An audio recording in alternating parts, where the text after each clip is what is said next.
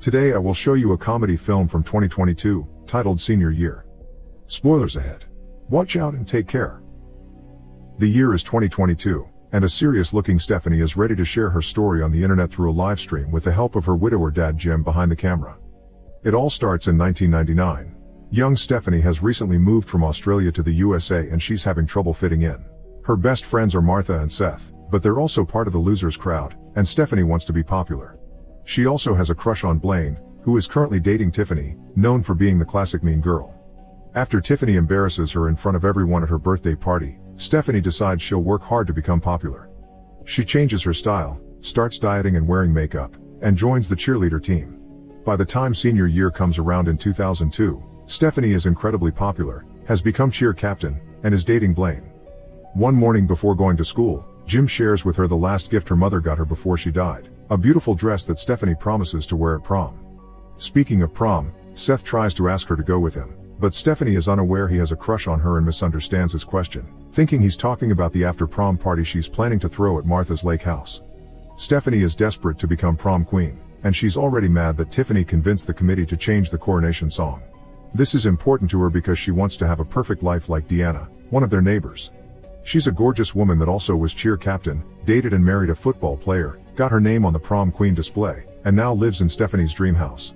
When she arrives at school, Stephanie gets even madder at Tiffany after learning she's also planning an after-prom party and she got to invite the football team first.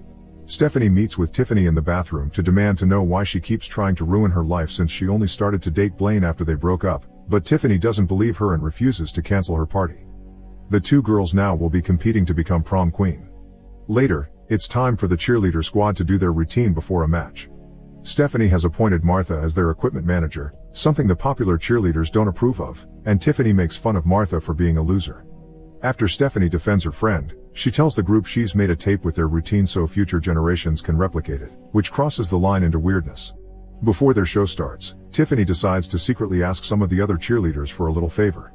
Once the cheer routine begins, the performance goes well until Tiffany's friends step back and don't catch Stephanie after she makes a particularly dangerous jump, causing her to fall to the floor and be sent to the hospital. 20 years later, an adult Stephanie wakes up from a 2-decades-long coma in the hospital room. There are birthday cards and balloons waiting for her, although she doesn't notice that the guy on the TV is a grown-up Blaine, who now works selling cars. Stephanie doesn't understand what's going on, and even passes out when she sees her reflection in the mirror. A moment later, a doctor explains to her what happened. She doesn't have a scientific explanation for this, but she's glad to see Stephanie is healthy. She just happens to have the mind of a 17-year-old in an adult body. The ones that come pick Stephanie up are Jim and Martha, who has become their old high school's principal. During the car ride, Stephanie learns about modern phones and how the video of her fall has gone viral. Her embarrassment doesn't last long though, because she gets easily distracted when Jim drives by her dream house and sees Blaine is living there. Stephanie jumps out of the car and runs to ring the bell, only to discover that Tiffany is living there too because she married Blaine. Tiffany tries to show sympathy for what happened to her, but Stephanie accuses her of having stolen her life and leaves very angry, unaware that Blaine's peeking through the window and noticing she's still pretty. When Stephanie gets home, she discovers her dad never changed her room and even kept all her magazine subscriptions. However, her clothes barely fit her anymore, and Stephanie doesn't know how to deal with this new body. At that moment, someone rings the bell and when Stephanie opens the door, she finds her class yearbook that was left there by Seth as a welcome gift. She ignores the pictures of Blaine and Tiffany as prom king and queen and concentrates on the messages left by her friends, even if they're treating her as if she was dead. Then, Stephanie remembers one of the last talks she had with her mother, who told her she was smart, beautiful, and funny, and she was sure her daughter would grow up to have the most perfect life. Determined to make her mother proud, Stephanie uses the modern magazines to make a new plan. The next morning, she asks Martha to accept her back into high school so she can finish the last month she's missing from senior year and graduate. Martha refuses at first, but Stephanie reminds her she's still 17 mentally and that she needs to close this chapter of her life, so Martha gives in and takes care of the paperwork. After dressing up as fashionable as possible, Stephanie returns to school and bumps into Seth, who now works as the librarian. She's happy to see him well, but the rest of the school changes aren't as exciting. Not only the entire prom display has been removed because it sends a bad message, the entire process of choosing king and queen isn't done anymore. Martha has created a school with no losers, but if someone wants to bring those traditions back, they'll need to start a petition. Stephanie starts to work on that, but when she goes to the cafeteria to gather support, she discovers there aren't cliques either, just long tables where everyone sits together. Somehow she manages to find the new cheerleaders and sits with them, getting their signatures on the petition, but they explain to her that this won't go anywhere if Stephanie doesn't get support from Tiffany's daughter Bree. While there aren't popularity contests in school anymore, those definitely still exist on social media, and Bree is a very successful influencer. At that moment, Bree comes over to welcome Stephanie and take a selfie with her, but she refuses to sign the petition. After she's gone, the picture appears on Bree's Instagram, where she asks everyone to treat Stephanie well because she's elderly, so Stephanie takes it as mocking.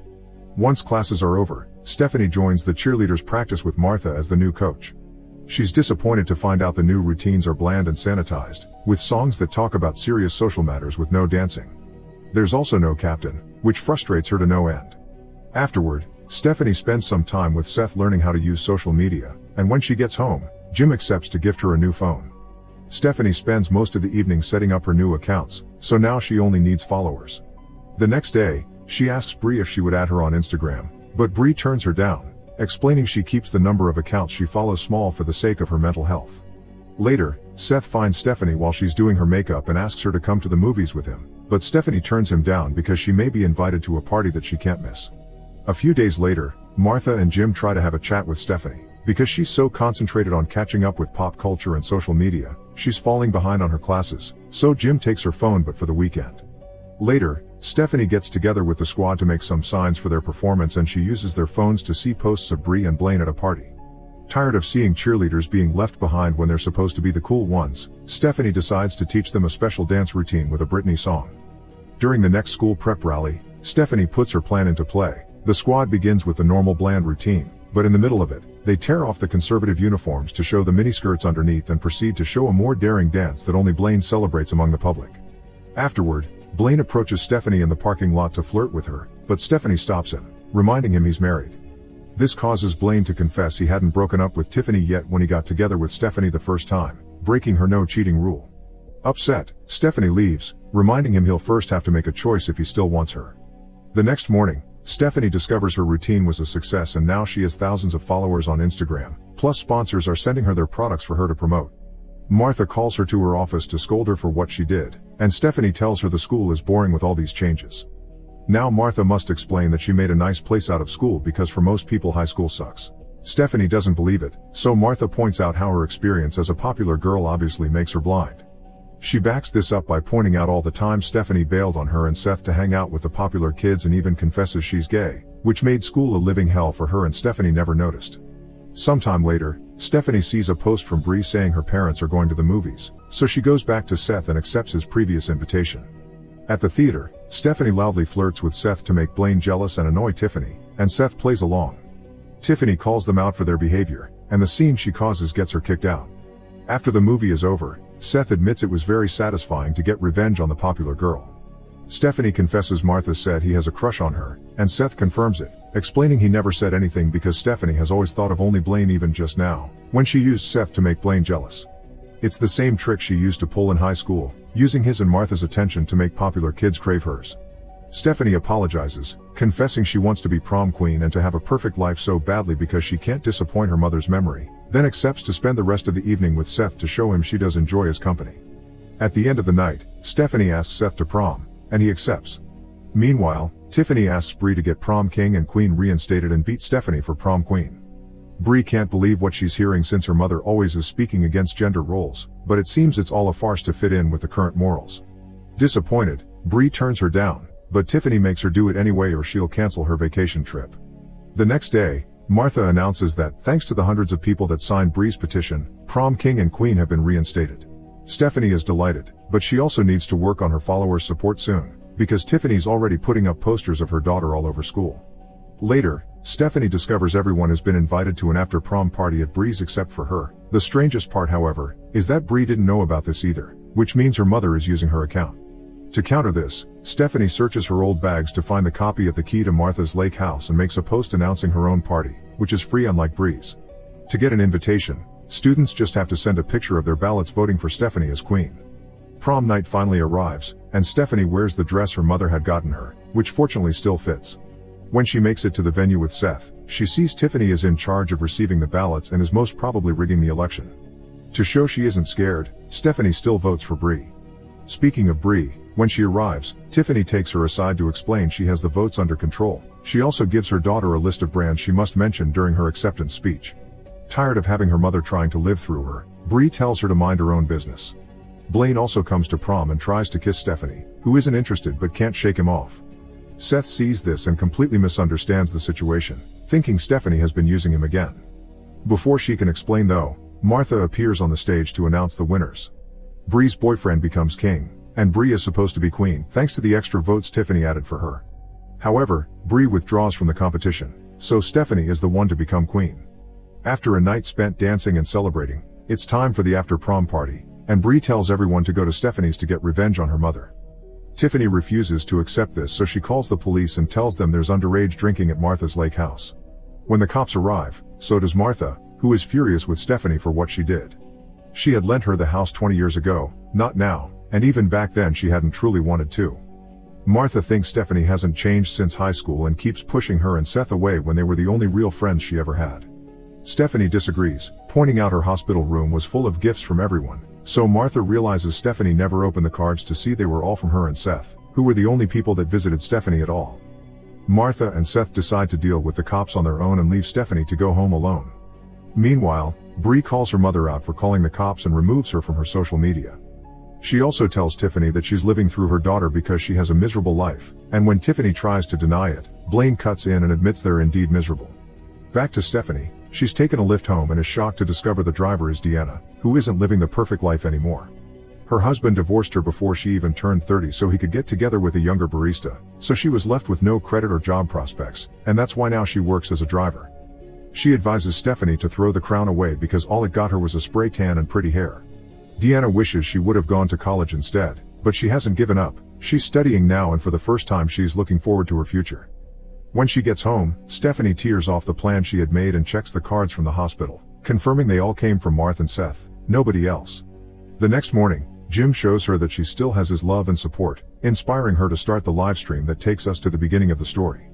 Stephanie apologizes for being a bad friend and neglecting the two most important people in her life. She now understands that popularity and follower numbers don't matter, and from now on, she'll start showing her real self, because it's better to stand out and be real than to fit in like a fake.